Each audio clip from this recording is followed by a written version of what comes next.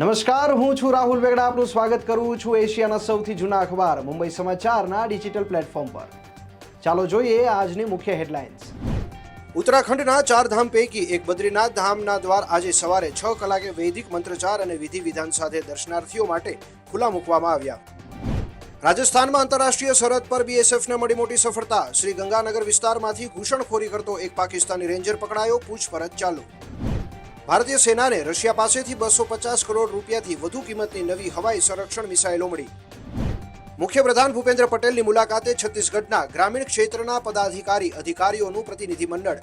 Gujarat model પર ગ્રામ વિકાસ, શેરડી ઉત્પાદન અને ખાંડસરી ઉદ્યોગ તથા ડેરી વિકાસ યોજનાના વિસ્તરણ અને ઇનોવેશનમાં ટેકનોલોજીના ઉપયોગની સફળતા સમજવા ગુજરાતના પ્રવાસે.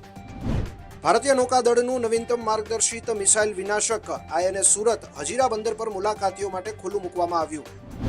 મહીસાગર જિલ્લાના મુખ્ય મથક લુણાવાડામાં દાણ ભરેલી ટ્રકને અકસ્માત નડ્યો. 4 કોસિયા નાકા નજીક ડ્રાઈવરને ઝોકું આવી જતા અકસ્માત. ઉપલેટામાં 2 કોમ વચ્ચે ઘર્ષણ. આ ઘટનામાં 3 પોલીસ ફરિયાદ નોંધાઈ. સોશિયલ મીડિયામાં વિડીયો થયા વાયરલ. આઈપીએલ 2025માં આજે કેકેઆર અને આરઆર વચ્ચે મુકાબલો. કોલકાતા નાઇટ રાઇડર્સે રાજસ્થાન રોયલ્સ સામે બેટિંગ કરવાનો નિર્ણય લીધો. તો આ હતી આજની મુખ્ય હેડલાઇન્સ. વધુ સમાચાર અને મહત્વની અપડેટ્સ માટે જોતા રહો મુંબઈ સમાચારનું ડિજિટલ પ્લેટફોર્મ.